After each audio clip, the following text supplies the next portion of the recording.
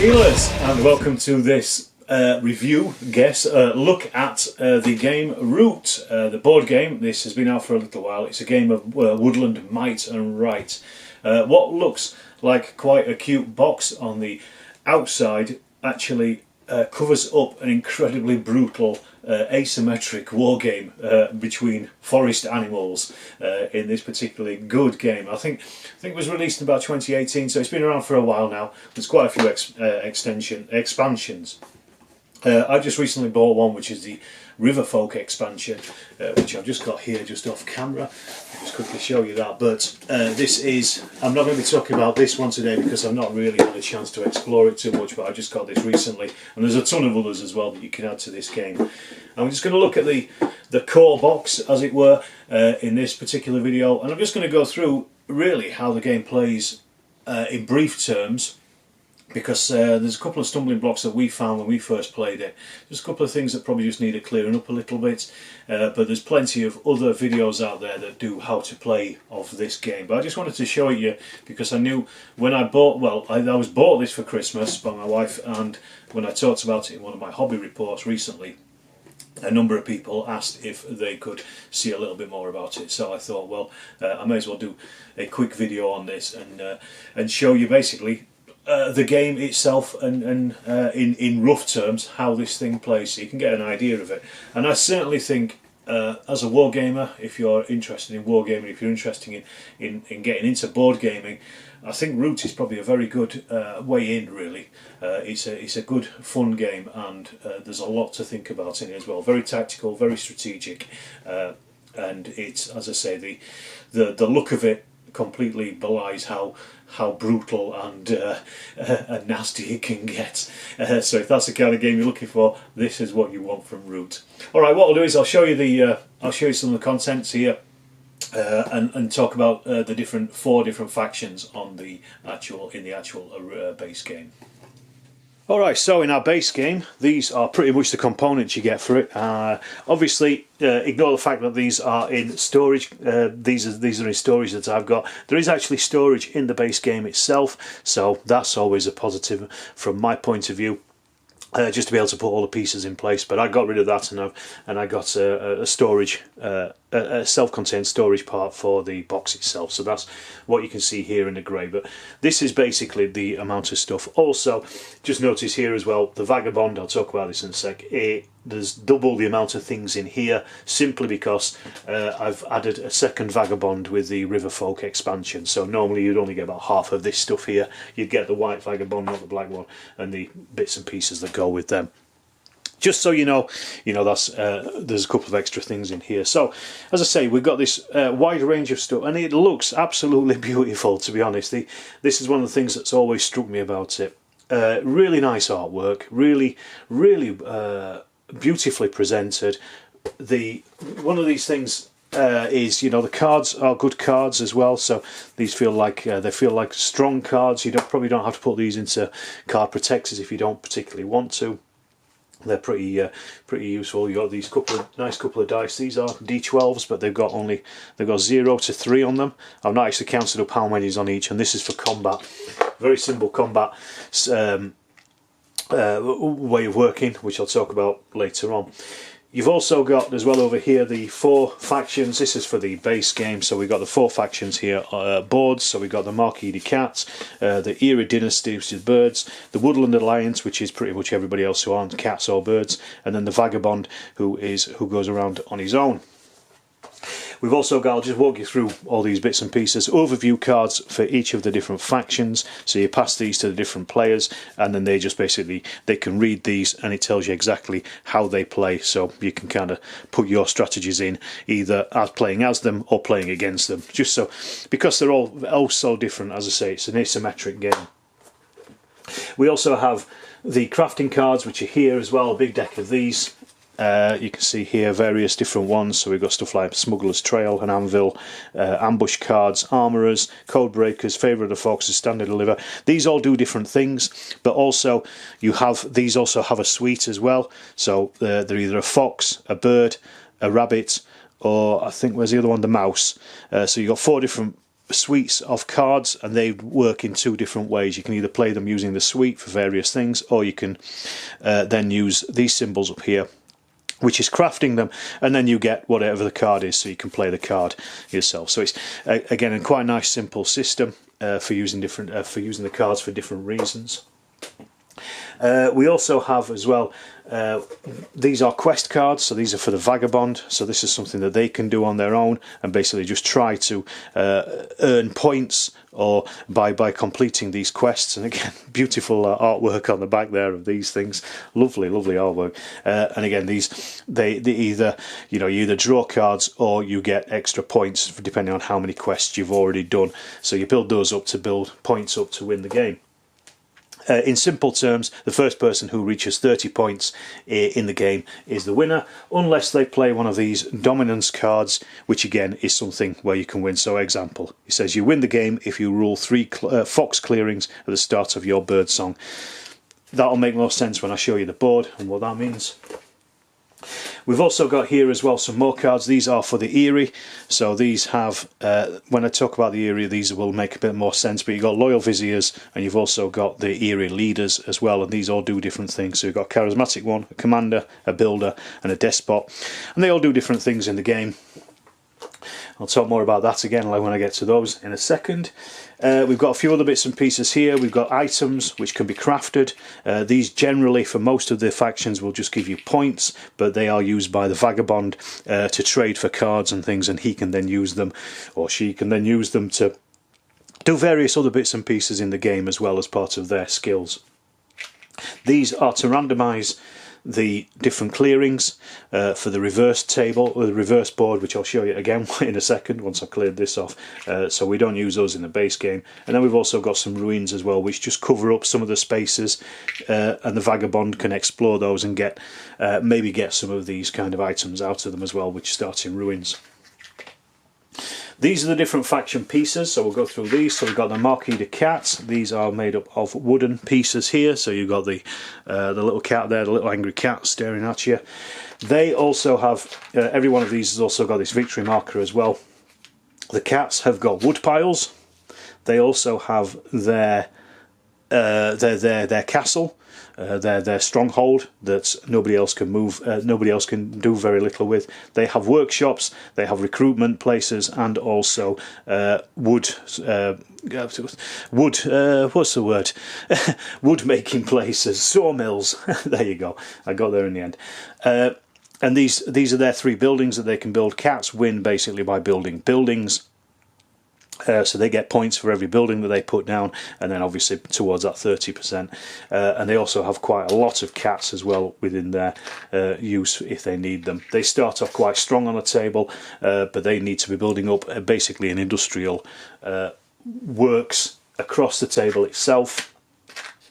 We've also then got the Eyrie, the birds. So these are very much dictated by their decree, which I'll talk about, and they create roosts. They start really in the corner, in one corner of the table, and they've really got to spread out. They've got to be really aggressive, we've found, to get across the table. They get points at the end of their turn depending on how many roosts they've got. So it's not every time they build a roost, it's how many they've got at the end of their turn. So for the opponents, it's really about smashing up their roosts and stopping them getting points. Then we have the Woodland Alliance.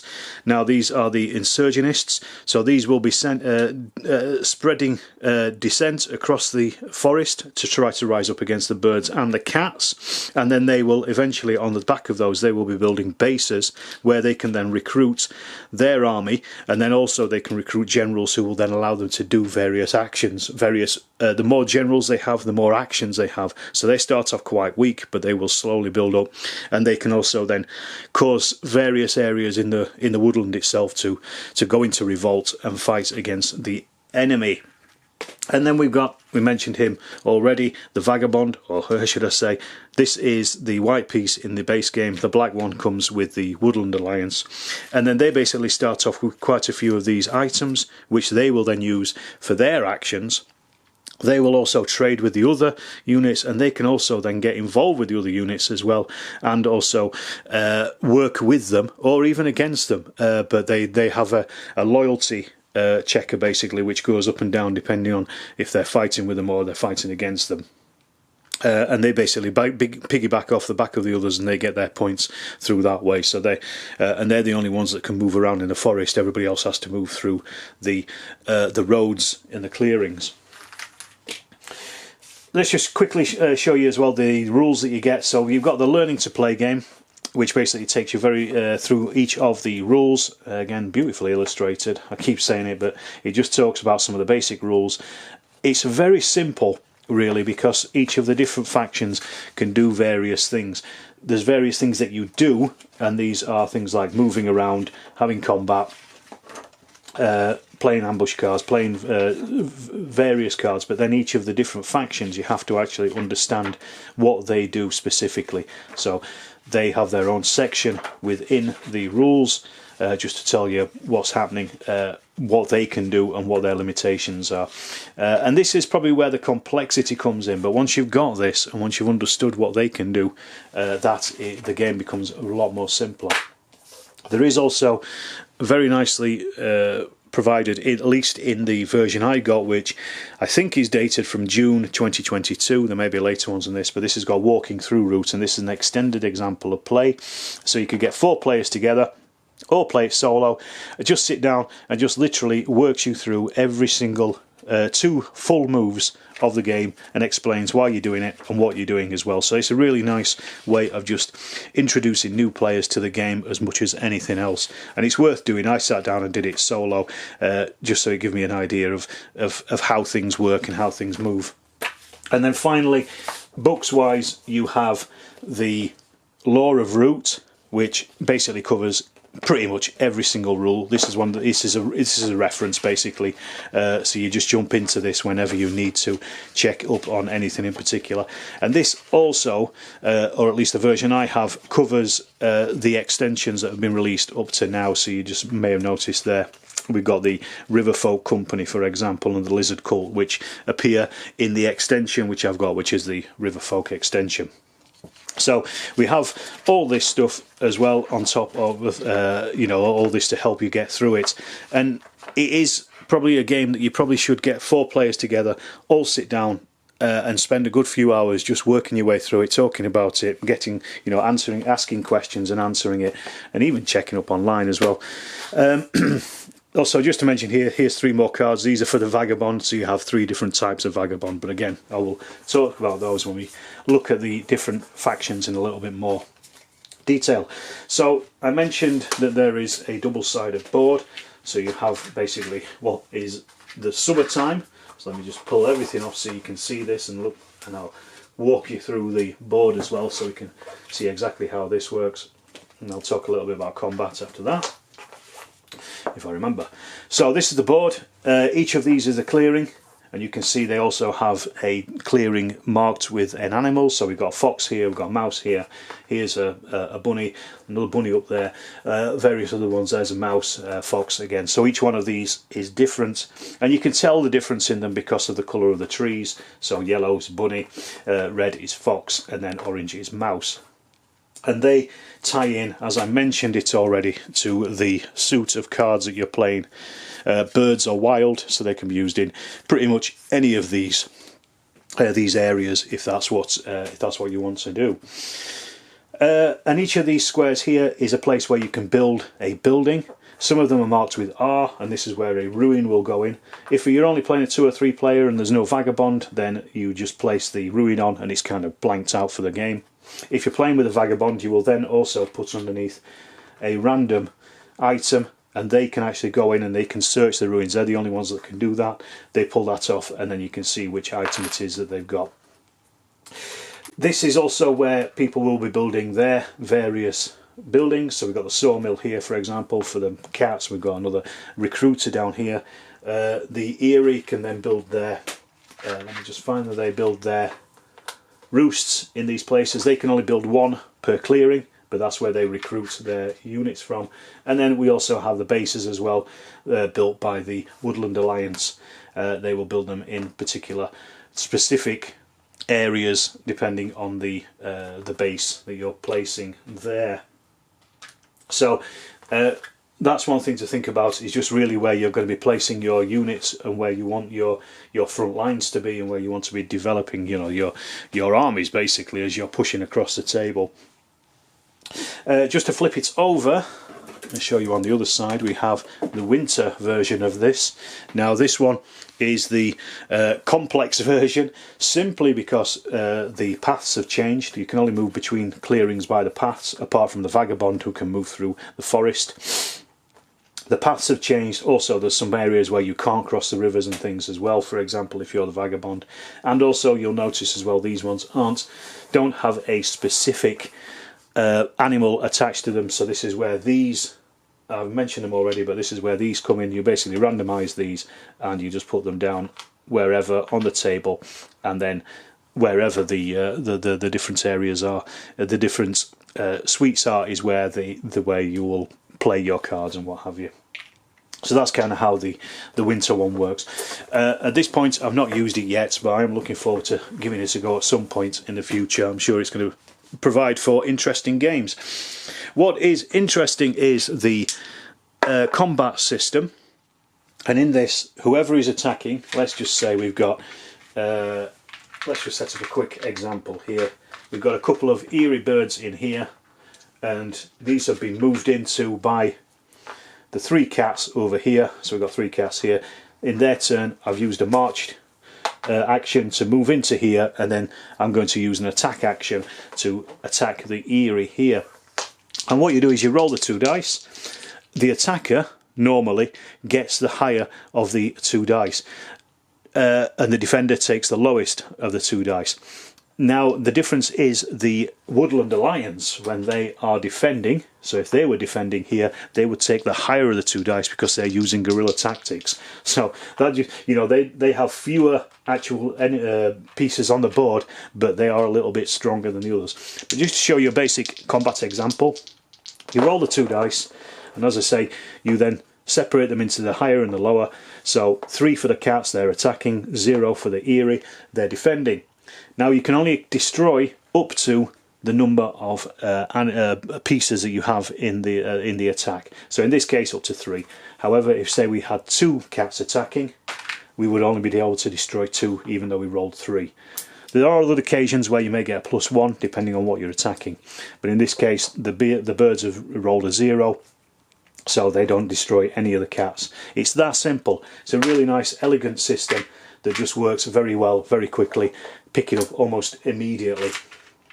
Alright, what I'll do now is I will just walk you through the 4 main factions that are in the game itself, so you can see, get a reasonable idea of how they work independently and differently. So the Marquise de Cat is probably the simplest of all of them.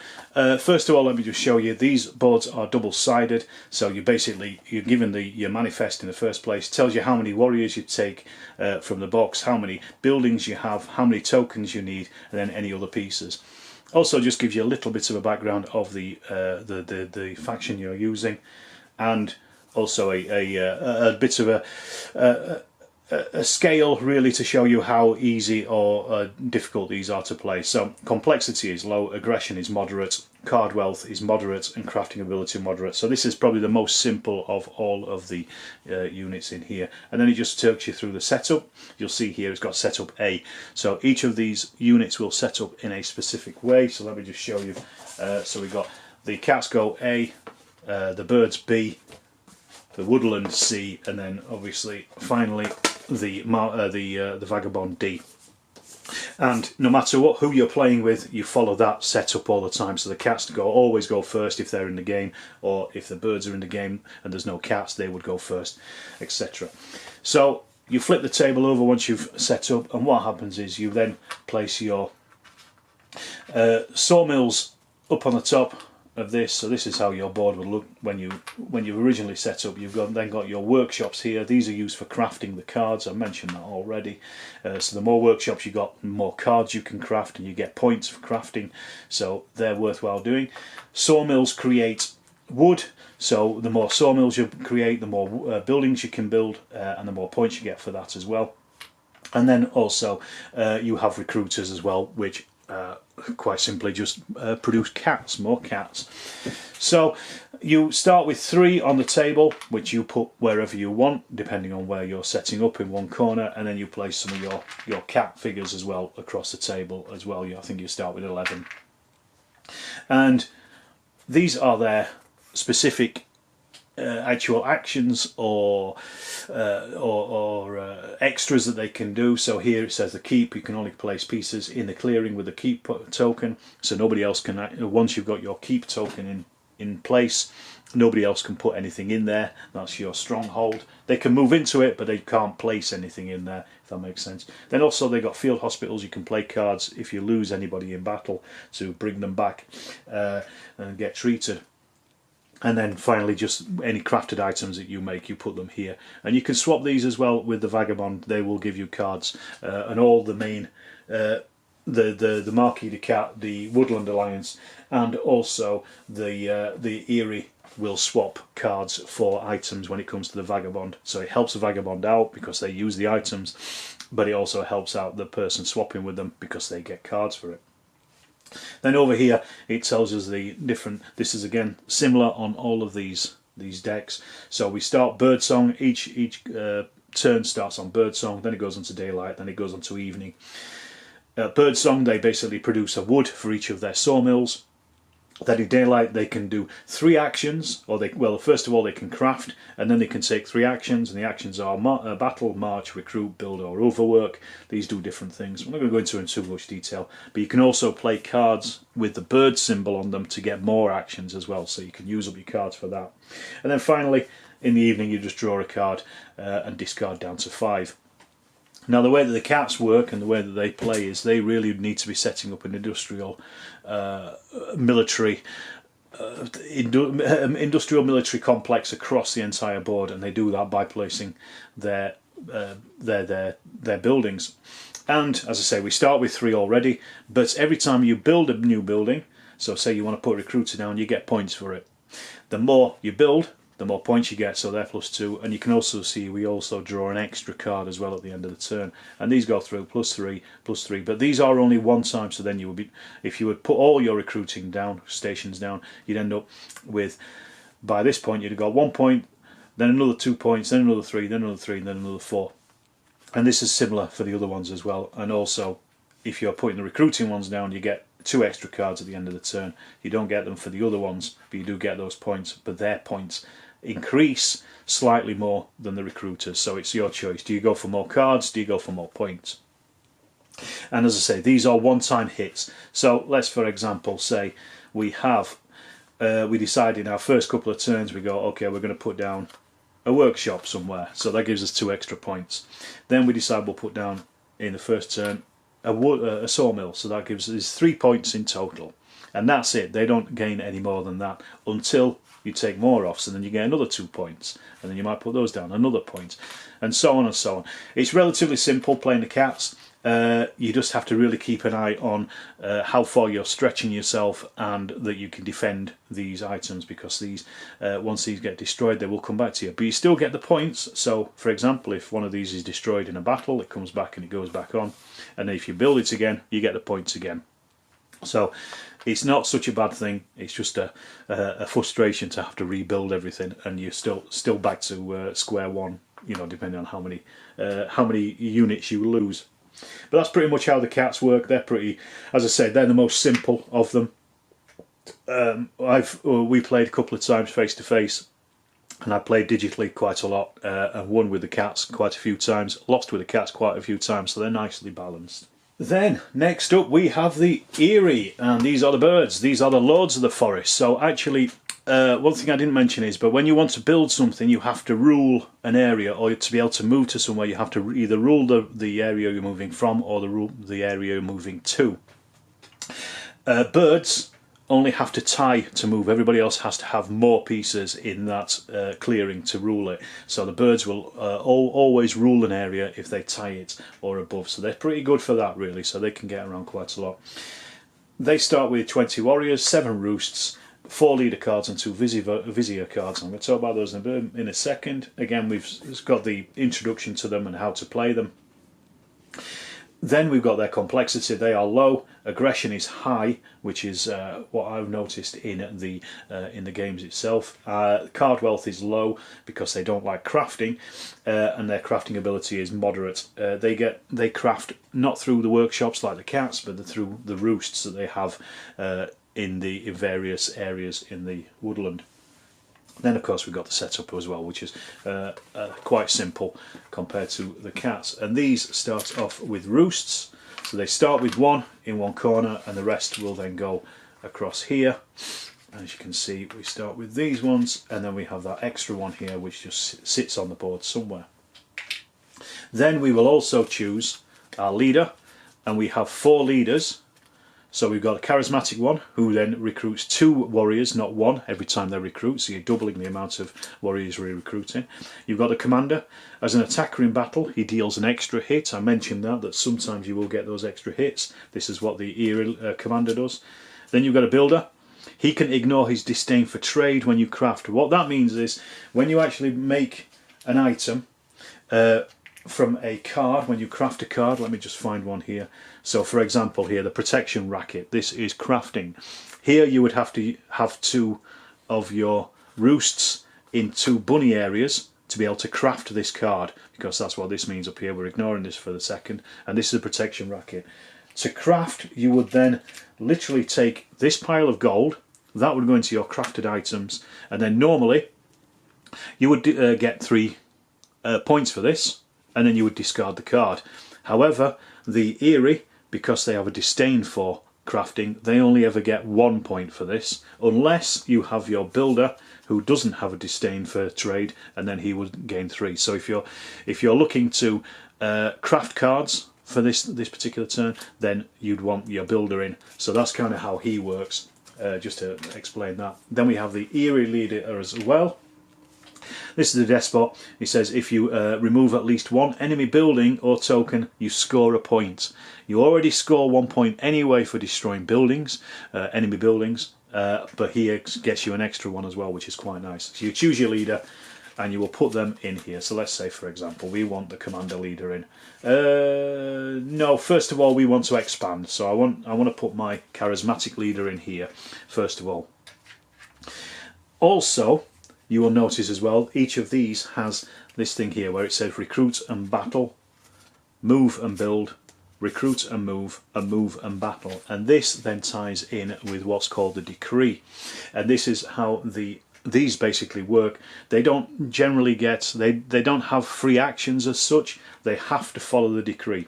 And the decree is dictated by, first of all, by these 2 loyal viziers and your whichever commander you're using. So in this case we have recruit and battle, so we put 1 in here.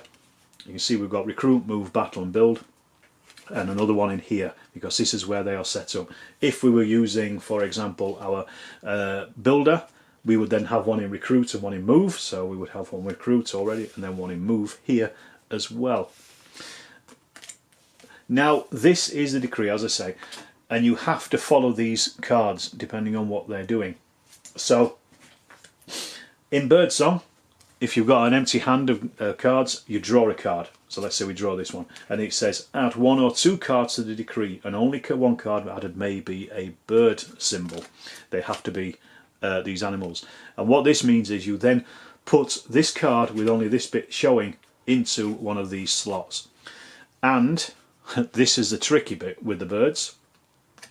This action that you're using, or you're going to use, has to match up with one of the clearings that you're in.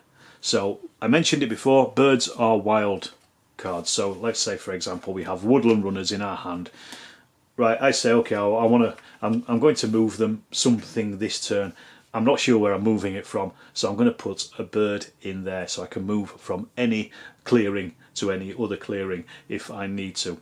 Well, I'm going to have to, because we have to follow the decree itself. So we start with recruit. We recruit a bird in any roost that matches this. So if, say for example, we started in a fox clearing, I would probably put a recruit in here, because then I would be able to recruit in any clearing that I've got a roost in, and also one in the fox one that I started in, which is probably going to be my strongest point, because that's where most of your birds are going to be anyway from the start of the game.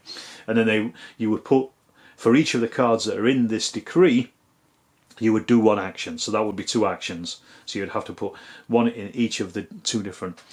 And as I say, this starts off quite simple and quite nice. You're just working your way through them, and if you've got some quite nice cards in there, it's quite easy.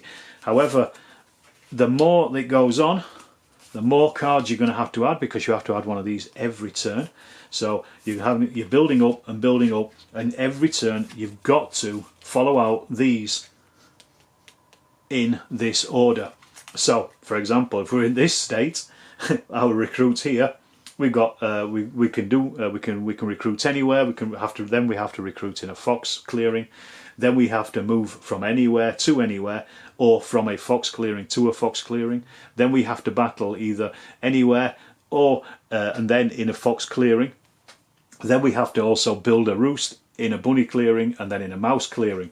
So you can see very quickly it gets very complicated as to what you can actually do. And then what happens if you can't do any of these, you can't follow them through, it falls into turmoil. And then you will lose points depending on how many birds you have up here. So the more the more bird cards you have in your decree is giving you a lot of flexibility in the actual turn itself. However, when it comes to it, when you will fall into turmoil, because there will be a point where you can't recruit more animals, you've used up all the birds that you've got, all your warriors here, or you've built all your roosts. You will then definitely fall into turmoil, and basically it takes you out of the game for an entire turn. You really can't do anything. So you humiliate, you lose your points, you then purge, you discard all your decrees, so you get rid of all of these cards. These just come into the discard pile, apart from the viziers. So let me just get rid of those. So these 2 guys, they stay around. Then you depose your leader, so you get rid of that leader. You have to choose a new leader. So then you go, so let's say we're going to put in our commander this time, because this time we want to do some fighting. You put in your new decree with your viziers, so they go to move and battle in this particular instance. And then the whole thing starts off again, and it just immediately ends your turn. So that's basically your turn done. So the later you can do that, the better, basically. So complexity-wise, these are slightly more complex than the cats, because they take a lot more planning about what you want to do and how quickly you want to do it before you fall into turmoil and before you get a bit banjaxed by things as well. So this is a really nice faction to play. Actually, they're good fun, and it's but they do have to be very aggressive and very quick. Whereas the cats can slowly build up. These have got to be really fast and get in there and get their points. And as I say, the way that they generally get points, apart from crafting and just getting that 1 point, unless they got a builder, is every time you build a roost, at the end of your turn you're going to get the points underneath the amount of roosts you've built. So let's say we built 3, 4, we've already got our original roost on the table, we built 3 more. At the end of each of those turns I'm getting 3 points. I'm also going to be getting an extra card as well, because we've uncovered that symbol. So the more roosts that you're building, as I say, you have to be aggressive, the more points you're getting at the end of the turn. These aren't like the cats where you'll immediately get 3 points. You're building these up at the end. So the other players really need to keep on top of this, and they really need to keep their amount of roosts down by destroying them. They get points for destroying them as well, but also just for keeping them from getting points at the end of the turn. That's basically how the Eyrie play. Really interesting compared to the cats. They're a really interesting faction to play through, and good fun as well, especially when you realise you can't actually do the things you want to do. Or you get to a point like we played in a game where I was my wife had just got to a point where she didn't have any warriors left, and she knew she was going to go into turmoil because of the cards she had in her in her recruit. But I didn't realise. I went in as a cat. I killed a few of her animals, and it basically saved her bacon for the turmoil. So she was able to continue her next turn, and I'd not even noticed. So great little things like that happen. Next up, we have the Woodland Alliance. This is the dissenters These are the ones that are basically fighting the guerrilla war against the birds and the cats, as they are fighting their normal war basically above ground. These are the ones that they're trying to spread sympathy throughout the woodland to basically to rise the oppressed animals up against the overlords as they fight. These have got a high complexity, a moderate aggression. They get card wealth is moderate, and their crafting ability is high. They start with 10 warriors, 3 bases which all match clearings specifically, 10 sympathy, and then no other pieces as well. And basically all you do is you flip this board over, you fill in your sympathy across here. These go in here, these tokens, as you can see, there's always exactly enough for what you need. So these cover in here. And then we have the bases as well, and these match up to those particular animals, just to show you there. And then you also have your 10 warriors as well, these fellas here. So the way that these work is, I've already mentioned it, there's a couple of things. If you basically place sympathy, first of all, you're not going to be able, you work through birdsong, you have a revolt, which is you basically spend 2 of your supporters, and you build up your supporter deck by building up cards here. These go into here, and then depending on the suite of the cards, the suit of the card should I say, depends on the supporters, and these then work towards you gaining sympathy and also being able to cause revolts. So spread sympathy, let's just say revolt, it says you spend 2 supporting matching a sympathetic clearing, so you have to have sympathy already in, so in your first turn you're not going to be able to do this. You need to have sympathy down, and sympathy tokens just go into the different areas, and they have to be matching the suit of the card here.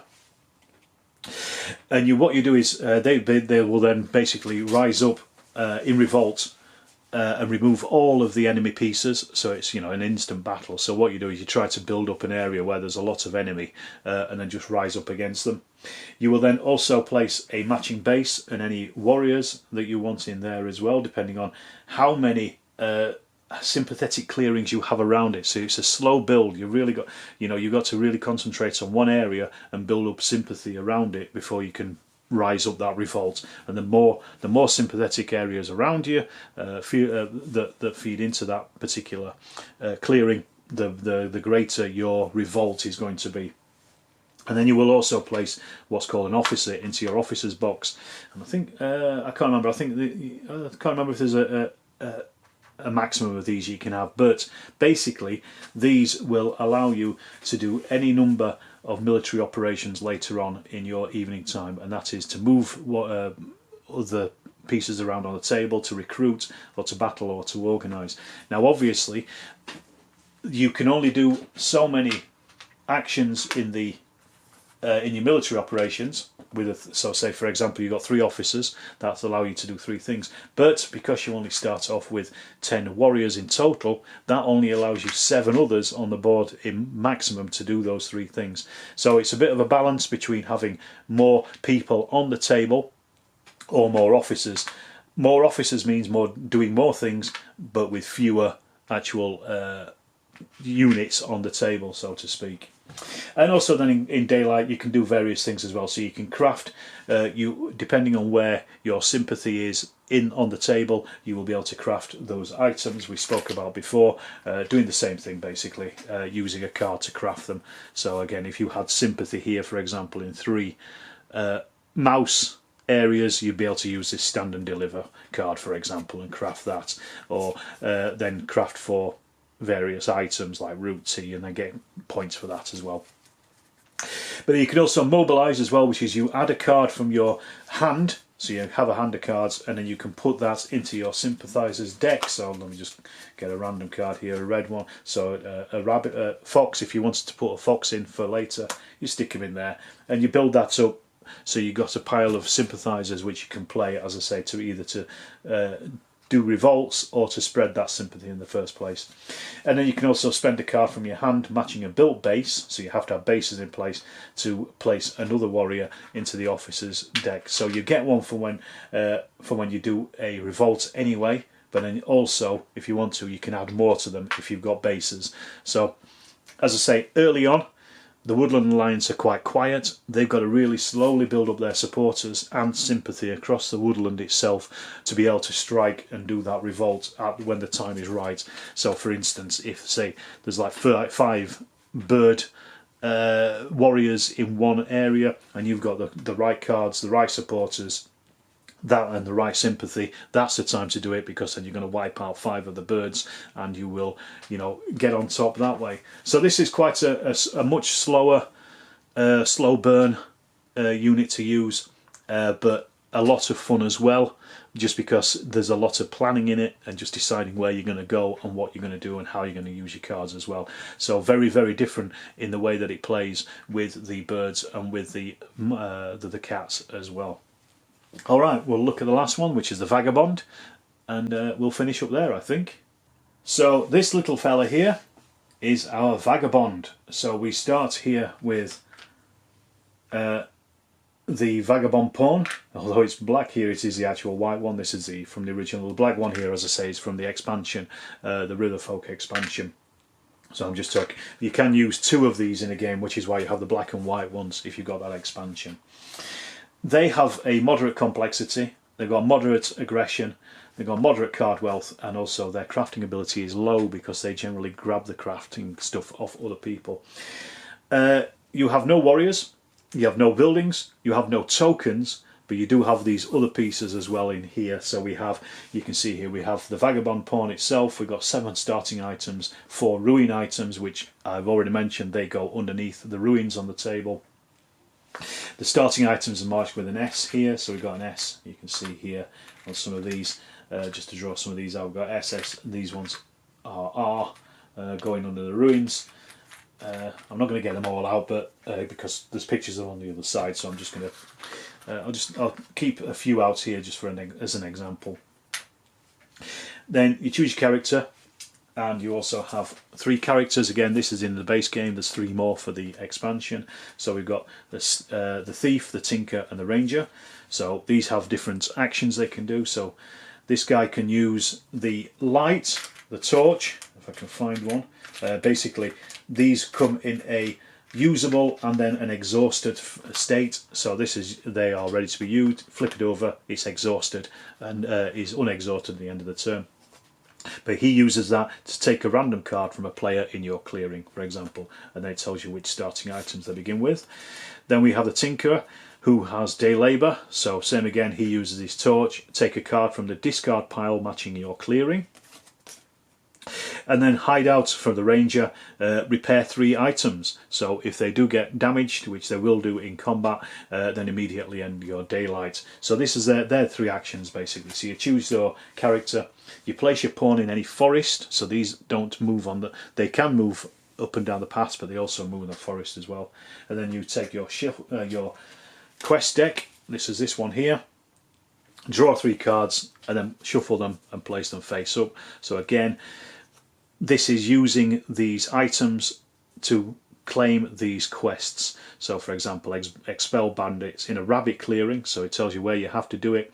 You have to use 2 swords, you have to turn those over so they become unusable for the rest of the term, and then claim this quest and pick a reward. And your reward is either draw 2 cards or gain 1 extra point per yellow quest deck. So if you're using this first off, you might want to draw your 2 cards. If you've already got, say, 2 yellow quest decks down, you probably play that, and then you get those extra points for that. So it gives you a bit of a choice as to how do you want to play those quests. But that's your quest cards. And then we flip the board over to start up, and you can see here slightly different again once again. So we put our character card in. Let's just say we're going to have a thief in the first place. So this is who we're playing for the turn, for the entire game. Unlike the Eyrie, these don't change, they stay as they are. You will then put in your starting items. So for example, let's say we've got the thief, we've got, it's almost exactly what I thought here. So we've got the sword, this and this, and then we've also got root tea as well. Let me just find that out for you so you can see it.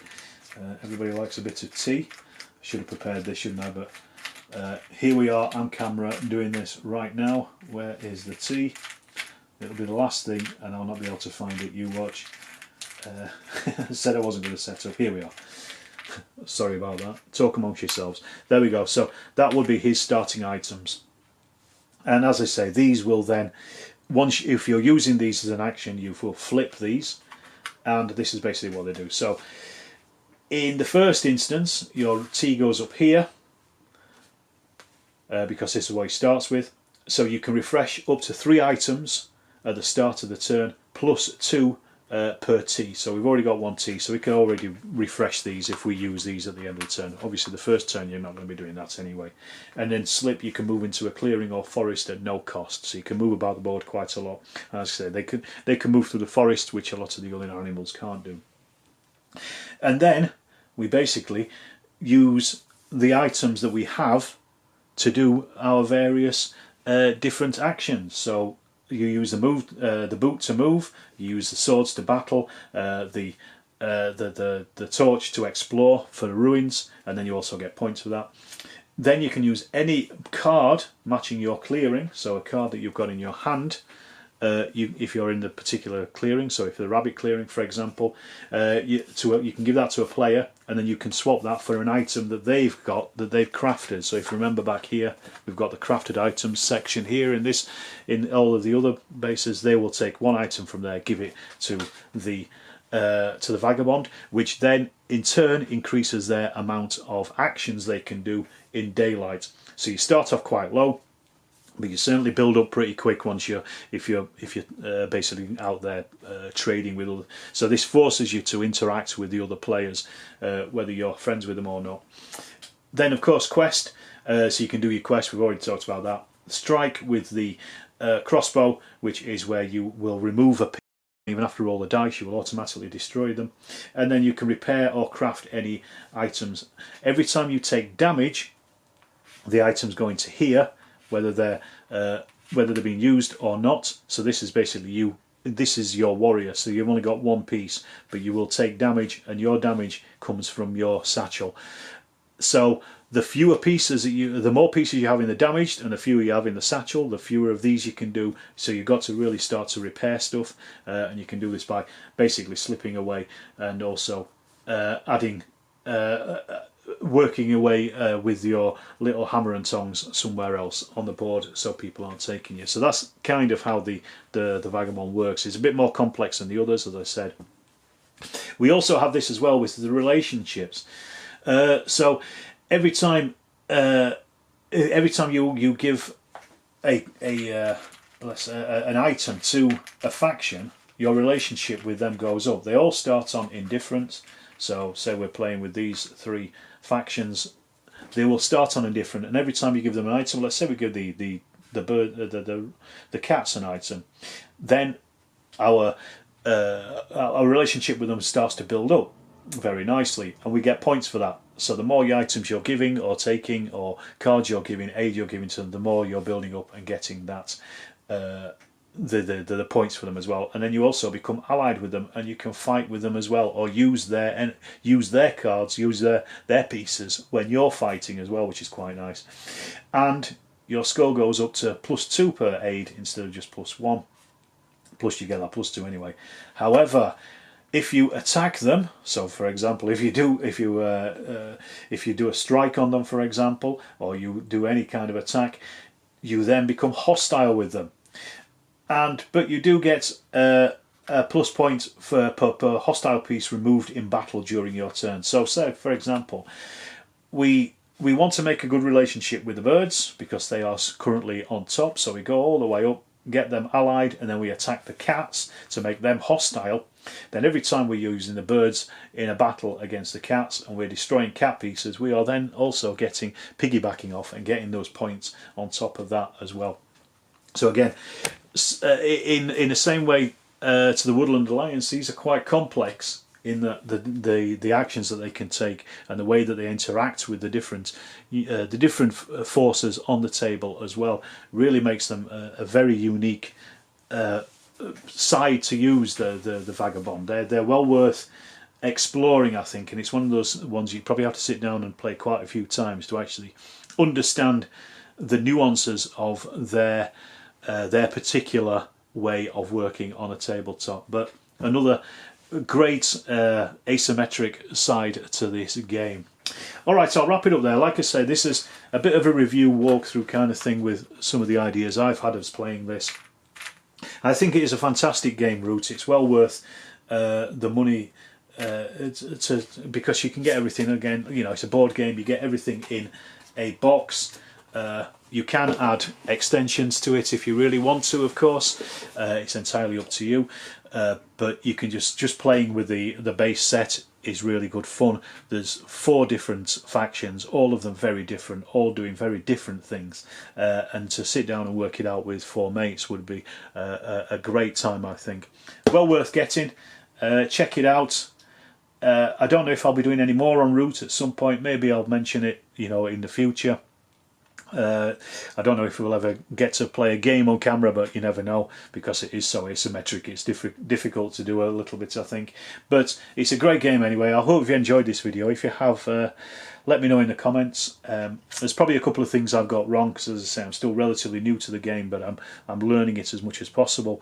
And it's relatively simple, but deviously difficult to work out the nuances of it, I think, and that's really what for me comes across as a great game. Alright, well, thank you for watching this. If you've enjoyed it, please hit that subscribe button, hit that like button, you know the rest, and I shall see you in the next Storm of Steel video.